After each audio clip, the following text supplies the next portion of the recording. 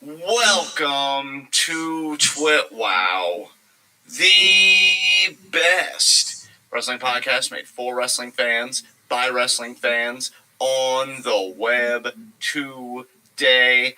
I'm John, that's my cohort and commentary Ashton, and this is our Friday night Smackdown review.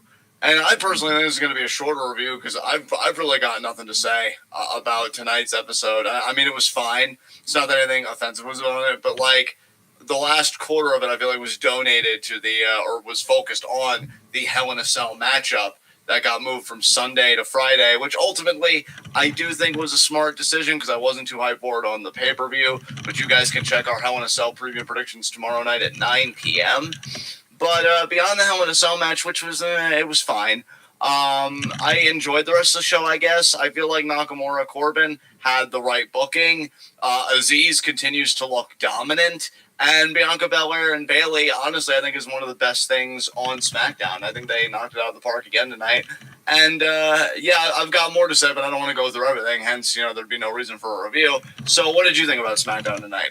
Very similar to you. It was a very uneventful show, aside from the main event, and the main event was, like, even if you could say, yeah, it's eventful, it's still not really worth talking that much about. So let's just get on into this, and we'll probably be out of here before, like, 20 of 11, if I had to guess. Yeah, I'm really thinking it's not going to take too long. First segment, heat of the night. Just going to go through my two, my two nitpicks, rapid fire, because, again, nothing pissed me off on the show. One, ultimately, Roman won the Hell in a Cell match, so that's fine. I mean, obviously, right fucking call. I felt like Ray was too dominant in it. And really, I guess you could make the argument it was less about Ray being dominant than just being lucky, because it seemed like Roman was beating himself in that cell more than Ray was. But realistically, I thought it should have been over in just 5-10 minutes. They dragged it out. Again, it's fine. They got to the right call. That's all that matters.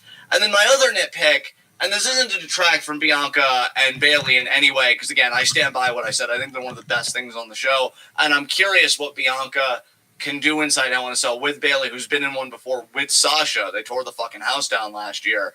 I really thought Cesaro Rollins earned the stipulation. I get that neither one of them are champions, and I will use the space to say that you were right, Ashton. That I guess they just are committed to Hell in a Cell being 4 title holders. But as we've said before on the podcast, even when one of us is right, that doesn't necessarily make it right. And I really do feel like the work that Cesaro and Rollins have done warranted the stipulation, especially with how personal and visceral the beatdowns by Rollins has been. So to know that it's just going to be a standard singles match, I'm not going to lie, makes it feel a bit underwhelming to me. So those are the two big nitpicks I have for tonight's show. Do you have anything on your roster tonight? No.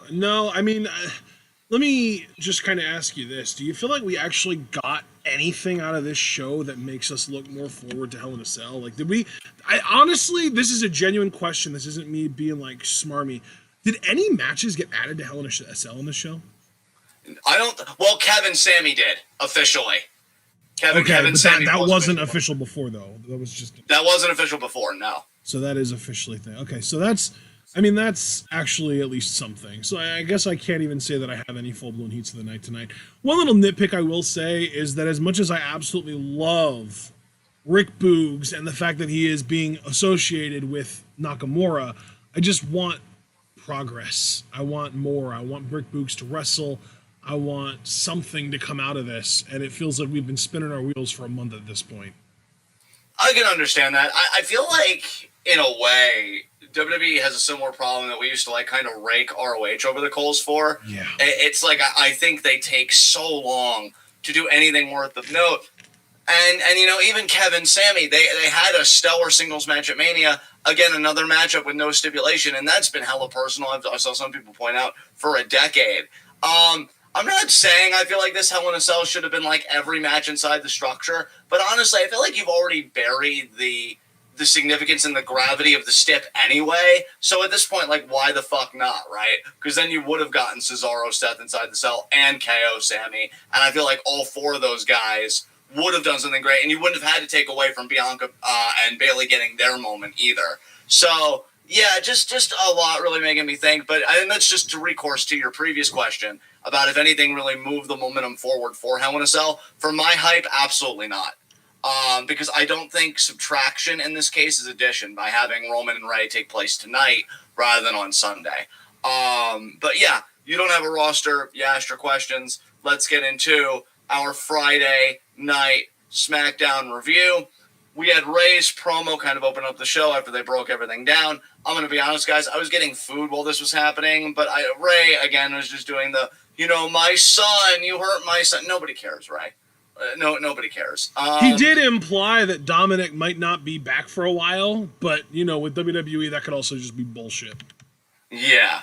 Which I hope Rey was telling the truth, because I had that fear. I mentioned to you it, I think, when we were playing Brawlhalla last night, and I even tweeted it out to cover my bases just in case it comes to pass and be like, yo, we called this shit, that Dominic may get a shot at Roman, inside the cell to kind of defend his own honor, and I just rather they not. I did like what somebody predicted. I forget who it was, but they said that Roman may even try and arrange for the Usos to challenge Rey and Dominic on Sunday for the tag titles, and then that's how the Usos win the tag titles. Now, I like that idea from a heat standpoint, because it's using your stroke to get more gold into the family, because now Jimmy Uso seems completely on board, if the ending of SmackDown was any indication.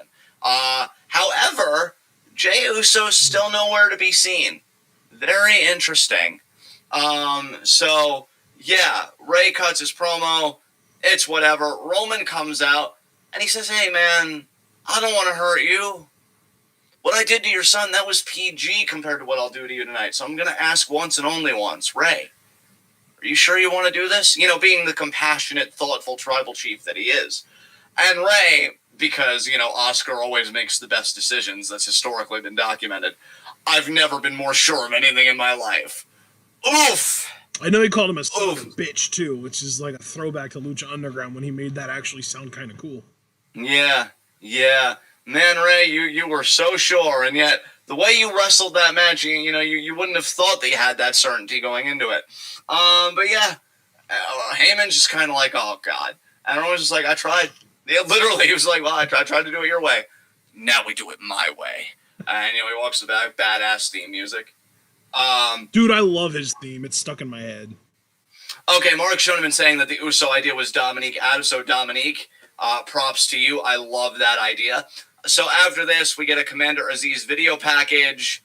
Then we get Apollo and Aziz versus Owens and Big E. Apollo and Aziz have a screen-and-screen promo.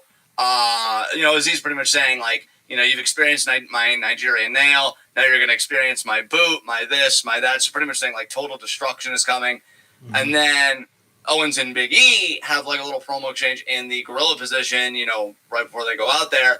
Owens really builds up Big E. Says, I've got the strongest guy in the locker room as my partner. Yeah. I've got a nine time, that's almost 10 tag team champion as my partner. I couldn't be in better hands. And Big E's just like, Kevin Owens is very good. And Owens just looks at him like, that's it? That's it? I kind of really built you up here. And like, that's all I got to say. Well, no, the wound still hurts. So, I know it won't happen, and I've got other priorities in the tag division, which we'll get to later. I kind of want this Owens-Big E thing to kind of stick around a bit longer, because Owens has been saying as a face that, like, he's done a lot of wrong, which I find that so refreshing in a babyface. That's like, hey, my past isn't squeaky clean. I'm not like a Superman-esque superhero that your kids should look up to as this paragon of morality. My hands are stained. And he even said, like, in a WWE.com exclusive type thing after SmackDown last week, like, it was good teaming with Big E because I feel like I got some momentum in, making amends with how I treated the New Day when Kofi was WWE champion. And he brought all that back. Like, this is why I want the best for Kevin Owens, because if you give Kevin Owens that creative control to really speak for his own character and stuff, you can see where his mind goes. Yep. He knows what his character's done, and it makes us more invested in him. And Big E, like, he's a bit slow to open up, which nobody should rush him after what Kevin Owens put the New Day through. But it's nice to see these guys as a team. It's a story where I'm like, for all the tag team stories that all wrestling companies have done over the years, I really don't hate this one. So it was good stuff. Then we get the match, and partner, I'm going to ask you, how'd you feel about this matchup? It was pretty good. I think, honestly, for me, the highlight was Sammy on commentary. Sammy keeps killing it, dude. He's so good. He really is. He's even still hyping up his documentary that he even said would still come out. I'm like, okay. I thought the hype behind that died at WrestleMania, but apparently it's still a thing. I'm cool with that. Bro, I need to ask something about Sammy since you're giving him his props right now. Please tell me you saw the .com exclusive that he did after SmackDown last week. Already tell you, I don't watch .com exclusives ever. Dude, unless they're posted in our Discord, I don't watch them. He was fucking hilarious. It's Sammy backstage, like, I guess by the trainer's room, but, like, he's selling the Nigerian nail like death, which kudos to Sammy and Kevin. They've really tried to get that Nigerian nail over. Yeah. And he's like, there's a long line in the trainer's room. And, of course, this was after Kevin Owens orchestrated this conspiracy against me. So I'm now using Vicks Vapor Rub. Oh, you know what? I think I did see that somehow. I don't remember when I saw that, but it was so fucking good. Like, I didn't mean to drag it on too long. I just wanted to, like, really emphasize to you that he kept that voice the entire time. Yeah. And he's using Vicks Vapor Rub on the throne. He's applying it. And everybody quote tweeting, like, how does he sound like my grandmother after at this smoking? point, Vicks should sponsor him because his voice sounded perfectly normal tonight. That makes Vicks Vapor Rub like a real miracle worker. Hey, Samoa Joe got Wendy's. Vicks, where you at? Wait, did he really? Well, I mean, I think Wendy's actually did acknowledge that whole soundbite. So they didn't sponsor him. They didn't sponsor him. It's really hard to get sponsors nowadays. But really, I just tell that to the top Twitch streamers. Shit. Oh, God, I know, right? But no, I just bring that up to you because Sammy has been so committed to this character. Like, here's the thing, guys. We understand on this podcast, and I want to make this perfectly clear, that not everybody can or should be a world champion. But I just always root for the best character performers to get the most stuff. That's just how I am. And, like, I look at Sammy doing this work, and I'm like, man, still wish he got that WWE title run when he was first, like, a newly minted heel at the time. And now he's doing this work. And, while I don't feel like this is a world title-esque gimmick, the next gimmick he has probably will be. And then my efforts will intensify. This dude is so fucking good. Like, WWE, for all the releases they've been making, they have to know, like, yeah, Sammy ain't going anywhere. We got this dude on lock. We don't want him to go anywhere because he's such an asset to any company he's a part of. On commentary, he was great. Again, selling the Nigerian nail last week, he was fantastic. This dude, he's a 5-tool player. Like, dude, he can do anything. Isn't it great that, like, Sami Zayn, circa late 2013, early 2014, we were saying is the next Daniel Bryan, and here he is, putting in arguably the best heel work since heel Daniel Bryan. You know, the Planet's Warrior Daniel Bryan. Yeah. Yeah. Dude, it's incredible. It's absolutely incredible. It's crazy to me, though, how Sami Zayn was, like, the greatest babyface of all time in NXT. And now he has just been on such fire and so easy to get behind hating as a heel that I can't imagine him being a babyface again, but I know deep down in the back of my head and the depths of my soul that if they would ever decide to actually turn him face, that he could be the number one guy, just like Bryan was at one point. Oh, dude, I completely agree with you. And in a way, I kind of agree with Foster. I really thought him and Bayley both, because those are two people I think about where I'm like, when they turn babyface again, it's really it almost makes you wonder if they would have by now if it wasn't for COVID and that it's been dragged out this long because WWE wants to do it in front of a crowd. You know what, though? When they do get crowds back, they should let it marinate a little bit longer then, just so it doesn't seem like so obvious that they're pandering. And then when they do, dude, it's going to be, both of them, I think, are going to be such special moments for the company and for those performers. Sammy is king. Sammy is fucking god tier. I mean, maybe not king. We'll get to that later, but he's a god tier performer to me. He's just so consistent. Tag match was fine. Aziz actually gets the winning pinfall on KO, and not to do WWE's job for them, but that makes Aziz kind of look like a beast. He beat a former Intercontinental, US, and Universal Champion. Yeah. That Nigerian nail is legit. We were actually talking in the Discord. I'm really excited about this weird new influx of big dudes that WWE has been bringing in. Smackdown, obviously Otis has been around for a while, but I like that he's kind of playing off more as a monster heel now with the, the Alpha Academy gimmick and, the shaved beard and the boo look and all that stuff. But even just like the newer guy, like actual newer guys, we've got Aziz on SmackDown, we've got Omos on Raw, and we've got Top Dollar on NXT. I'm really excited about all these new big guys coming in. I'm really into like Hoss wrestling for the most part, so I'm pretty cool, pretty down to see these guys and what they can do. Bro, I said this originally, before I just completely turned on him, with Braun. You could start to see that there was like an evolution of the big man performer, where I think that we're getting more personality, more versatility, this and that. I'm down with Aziz right now. I think he's solid at what he does. I think he's in a perfect role right now, to the point where I don't know if they want to keep him a heel, because he looks very imposing. I don't know if they'd ever want Apollo try and go back and be face and Aziz be disgusted with him, or even make Aziz the face, because maybe Apollo just berates him. Like, what kind of commander are you? Down the road, obviously. I don't know what Aziz's limit is, but he's doing great stuff right now, and that's all we can really comment on. So yep. Apollo and Aziz win. And then, oh my God.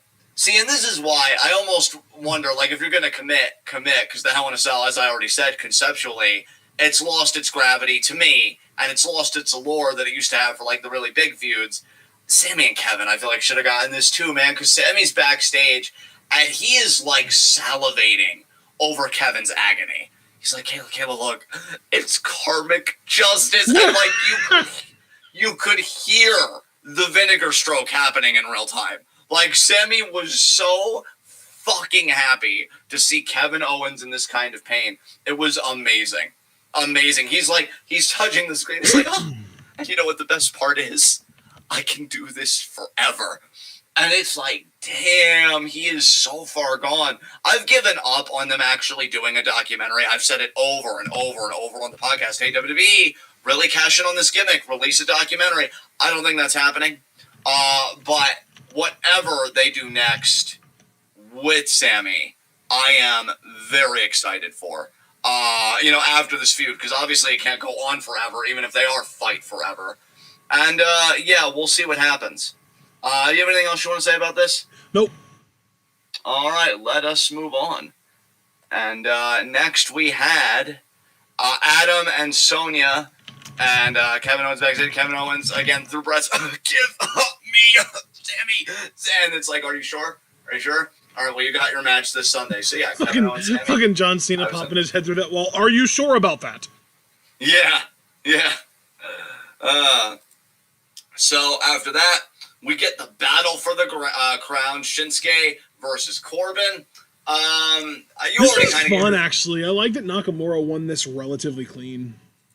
Again, this is one of those matches where, like, they did it to death, but I actually feel like this is one of their better ones. Yeah. And I'm like, it's a shame that I wasn't more invested in Corbin as the heel in this, because, again, I don't know why, but I'm thinking, like, maybe do a series, do something. But, like, yeah, I'm just glad they ended it here. For now, we don't know if there's going to be a King of the Ring tournament, because, dude, I don't know. There have been rumors that they would be doing one, and they might even pair it with a Queen of the Ring tournament. Bro, there's been rumors that WWE, I think, is getting ready to throw a lot of shit at the wall. And honestly, The only reason I'm even bringing this up to you is because we just got a Hell in a Cell on fucking free TV tonight. Yep. Like, I don't know, guys. I'm thinking that but see, do I really want to say this here when it seems out of place? Fuck it, it's our podcast. We'll do what I want. But I don't know if throwing stuff at the wall is the answer when, like, the people you have involved in that stuff, people may not be so invested in. I think that's what people have been saying for years. We want more actual superstars. Reigns feels like one, and I'm sure, like, if we really enumerated a list, we could make one, but I don't want to, like, waste that kind of time. But, like, no, dude, really, I would just say right now, Reigns, Drew, Lashley. That's the list. And, like, yeah, like, what does it matter what stipulations you do if you don't have those people that feel like megastars or, like, have that presence or personality? It just seems like, okay, well, then you're just putting them in different environments, but they themselves aren't compelling. If I'm watching a movie, you could have the most boring character in the world, and you could put them in a family picture, you could put them in a horror movie, you could put them wherever you want. But if I'm not drawn to them as a protagonist, I'm not going to give a fuck what happens to them regardless of the environment or the circumstance. I feel like this is kind of a similar thing here. So I'll be curious what the ratings will be coming out for this SmackDown, given again that they gave a Hell in a Cell on free fucking TV. But at the same time, even if it does work, I feel like it'd be hypocritical if we didn't say that this was anything other than like TNA shit from like a decade ago. Like throw anything at the wall for a ratings pop rather than fixing the internal issues of like consistency, people actually feeling like superstars, etc., etc. So all of this is to say that I'm not optimistic if the endeavor that WWE is going to go with, but we'll just have to wait and see what happens. After that, what did we just talk about? Oh yeah, Battle for the Crown, which Shinsuke does win. So King Nakamura, fuck you, Corbin. That's right, Corbin. That's what his fucking name is, and I'm glad that we're all in agreement now, us and the product. Baron Corbin now. He's been demoted. Baron Corbin. Exactly, Baron Corbin. So, you know what, Caillou ass? Shut your fucking mouth. After this, we get Bianca Belair promo. I want to say something about this real quick. Actually, you know what? I talk a lot. What did you think about this promo before I go off? Are you talking about the Bianca promo? Because I missed. Yeah. Oh, you missed this? Yeah. I had to do something. I was in the middle of something when the promo. She more or less. I gotta be real with you. I actually came out and I was genuinely confused when Bayley was just randomly beating her down. I had no clue what the fuck was going on. Okay, so you missed a lot of context then. Yes. So okay, what had happened was Bayley comes out and Bianca comes out. My apologies. And she says it felt so good to see Bayley's talk show go from ding dong hello to ding dong goodbye. Just getting wrecked last week, and to be able to laugh at her like Bayley has laughed at her. And Bianca said she's worked hard to get where she has, and she's unapologetically proud. And it's really like it's a coded, a very implicit like Black Pride kind of promo to me, because we all know what they're really saying without actually saying it. And I credit them for that. Show, not tell. And then Bianca uses the adage, first they ignore you, then they laugh at you, then they try to fight you, and then you win. And of course, before that, she does say that she wants Bayley inside Hell in a Cell and says that, she's going to, more or less rough her up. What I like about this, before I continue to like Bayley getting the beat down, I know some people have said, oh, great, so this is another bullying storyline. But I think what they're missing is, like, this is a bullying storyline that's actually socially relevant. Yeah. And I think it's actually done well. Because, like, the last bullying storyline, what was it? Like Alexa Nia, right? And we've already talked about how Alexa, the bully, was proven right. You made the heel right in that scenario. Bayley is very clearly in the wrong in this scenario. I mean, unless she wins on Sunday, we'll talk about that on Saturday, 9 p.m., in which case I'd have a what the fuck moment. But I feel like this has been done so much better than other quote-unquote bullying storylines. And honestly, at the risk of being hyperbolic, I think to call it just a bullying storyline is a bit of an over-reduction. Obviously, I feel like, again, there are things being said more implicitly that actually matter given the social context we're operating in today. So I'm really proud of Bianca and Bayley for the work that they've done on this. And Paul, it's so funny. I just read your message. Yeah, hopefully this won't end like Triple H Booker. I don't think it will at all, Paul, because, how can I put this? Bianca as a champion, I think, is more valued for WWE right now than Bayley as a challenger, whereas Triple H was the champion at the time, and it was the Reign of Terror. Like Golden Shovel, and he was Triple fucking H, right? But I think WWE is all in on Bianca, especially for when live crowds come back, because I think they want to try and really appeal to those demographics of like young black girls and stuff like that with Bianca as the champion. For WWE, think about it this way, Paul, however cynically this might sound. When you think about the phrase representation matters, for WWE, that's a fucking marketing strategy. I'm willing to bet. I am willing to bet. And to be fair, WWE is one of many, many, many, many, many corporations that rings true for. Exactly. Oh my God, yeah. They're all on that fucking train. Like, wait a minute. If we show that we're down with these causes, we can make more money? Yes, exactly. With that inflection, exactly. So yeah, I definitely think Paul. Like that's and yeah, true. Heat, but I think that's only short-term thinking. I think WWE is thinking more long-term with Bianca. So Bayley then comes out, and I even tweeted, she's walking with that purposiveness that makes a manager sweat. Like, oh God, what did our store do now? And Bianca at first has the upper hand, but then Bayley again. And see, I like these little narrative cues here, and I'm wondering if that's going to play it all to the finish of their Hell in a Cell match. But again, I'm saving a lot of that discussion for Saturday. Otherwise, tomorrow, 9 p.m. She grabs the braid to get the upper hand again. She grabs Bianca's braid, she drives her into the barricade, and then she comes back, gets the rose plant when they're in the ring, and then while she's posing with the title, she steps on the braid. And her holding the title consumes the Thunderdome the same way her laughter did like 2 weeks ago. Yep. Amazing.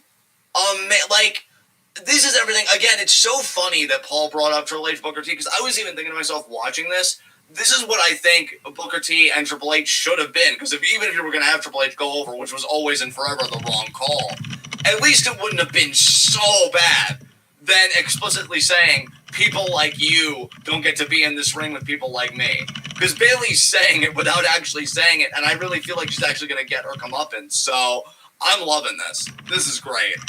This is definitely, this and the Roman stuff, I think, are two of the best things that SmackDown is going with Seth and Cesaro coming in third, and that's only because it's not going to climax the way that I thought it was going to. But again, we'll get to that a bit later. I'm not going to check in with you because you said that you kind of missed context with most of this, so we're just going to move on to the next thing.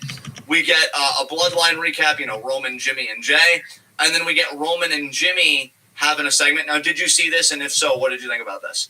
Which segment was this now?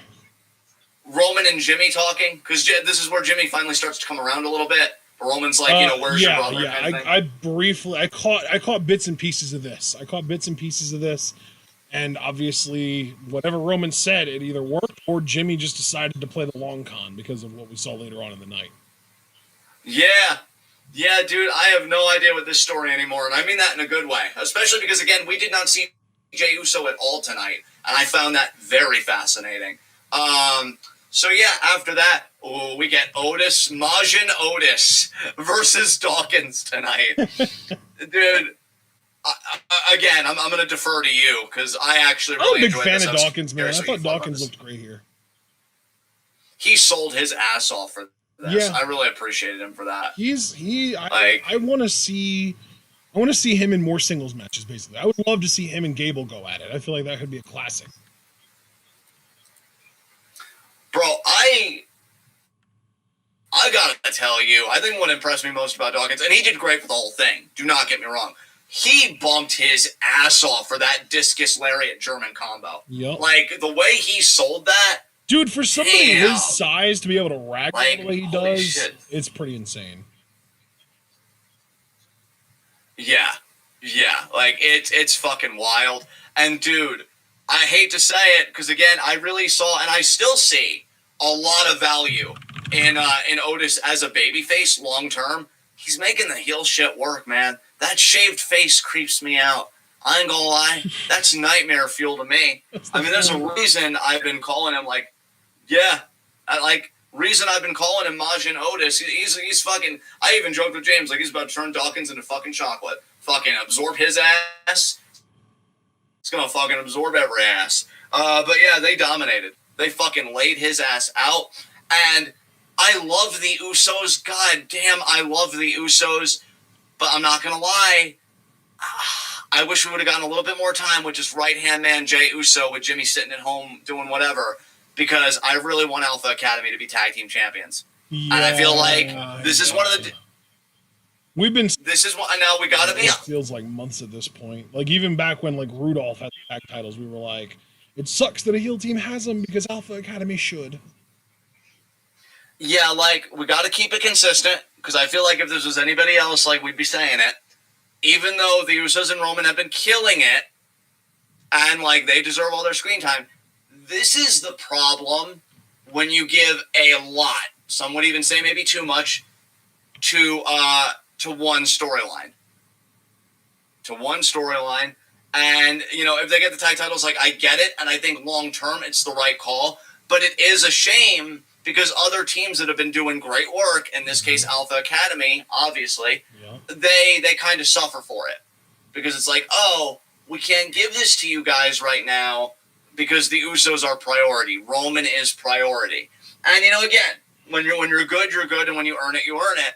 It really sucks that Alpha Academy isn't going to get their rub, because I think this is the second best tag team that Gable's been a part of. I will always put our American Alpha first. I loved him and Jason Jordan together, but I would put this tag team second, Shelton and Chad third, and then Chad Gable and Rude. I don't even know why that was a thing, but they won the gold though. They were champs.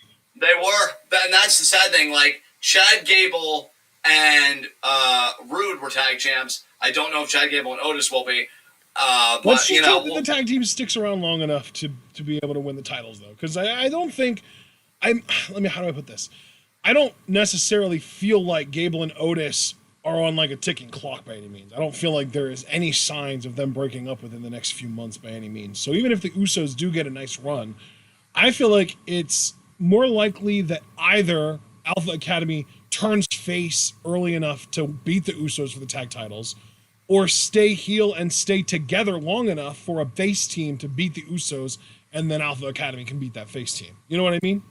Yeah. Yeah, I hear you, man. That's actually agreeable to me, actually.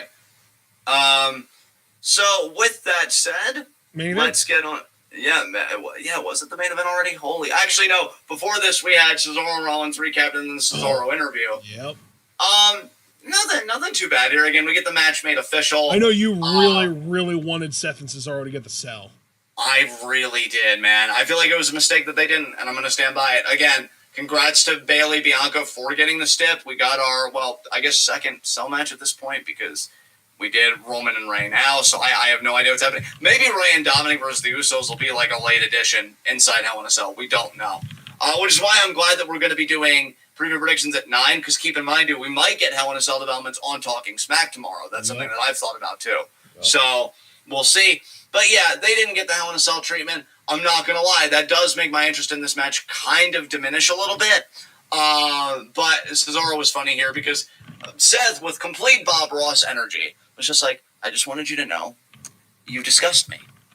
And everything you do is a disgrace. And he kind of smiled about it. And I'm like, oh, okay. Seth on that brownie shit. All right. And Cesaro was just like, hey, I actually respect that you came out here and you said it to my face. And this is my response. And I forget what exactly he said, but he ended it by just shoving Seth. And yeah, I honestly here for, and then Seth was seething. He did the whole Triple H angry face trembling thing, where it's like you breathe and your face shakes. Me angry. Yeah. Yeah. Foster, no, they didn't, and I hate when they don't do that, because I always like to screen it ahead of time to know whether I'm going to skip it or not. So, thanks to them, I now have to tune in at least for the beginning and then make a decision there. So, thanks, Smackdown. You're great. You're the best. So, after that, we get our Hell in a Cell match. I already kind of gave my review of this at the very beginning, honestly. I thought Ray was way too much on offense for this. But, I mean, because I'm a douche, and because I can't help myself. I mean, I can. I actively choose not to. There's a difference.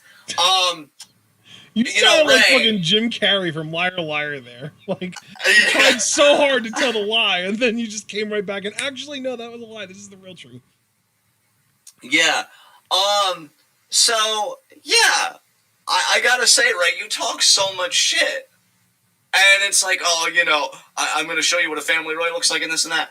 And you didn't even have the courtesy to pass out to the guillotine. You tapped out so quick. One might say, Ray, I mean, not me, Ray, but someone might say you tapped like a bitch. Oh, I knew you were going to say that. Damn it. And then when you lost the match, which kudos to James for rightfully pointing out, because I was totally thinking it, Eddie totally wouldn't have failed Dominic like that, so further proof that he should have won that custody ladder match. So just way to go there, Ray.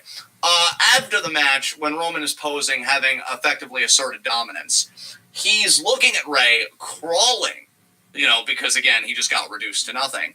And he just kind of looks at him and like, hold my championship. Oh, sure, my tribal chief, the son of the WWE Universe. And he puts Ray in the guillotine again, and he taps again. Again! Like, that's gonna make him stop. Like, you didn't ask for this. Like, you didn't literally, you said your words, running them back. I've never been more sure of anything in my life. Well, that was a fucking lie, because you were pretty sure when you were in that guillotine, well, I gotta tap out. You didn't even give it a thought, Oscar. You tapped the fuck out. Like, so, maybe next time, learn your place. Stay in your lane. Know that you had a good deal as one half of the tag team champions, which that's about to get fucking wrecked, courtesy of the Uso Penitentiary. And maybe try not to posture as a father next time and just accept that you're second rate, because every time you try and stand up for your child, have you noticed this dude? Every time he tries to stand up for Dominic, who should stand up for himself, by the way, if he's going to get in the ring, accept the fucking consequences, all right? It always fails. Johnny Mundo blasts his son in the championship. Oh, Johnny, you're going to pay. Johnny retains the title. You son of a bitch. Yeah, Roman yeets your fucking child out of the ring. Back Rat to prepubescent. Yeah, exactly. Right where he fucking belongs. Oh, Roman, you son of a bitch. Or what did he even call him again originally? Rat bastard. Rat bastard, yeah, you rat bastard. Taps out twice to the guillotine. Oscar, I'm talking to you now. Father to a guy that doesn't make mistakes, okay? It's time to stop. It's really time to stop. You're old. You're in the way. It's over. You're not over. It's over. You'll never assert dominance. You should never posture for anything. You're a bitch. Case fucking closed. Don't ever insult my intelligence or waste my TV time like this again. Don't you ever. Thank you, Roman Reigns. Long live the tribal chief. Do you have anything you want to add? No. Okay, you're perfect, by the way. I love you.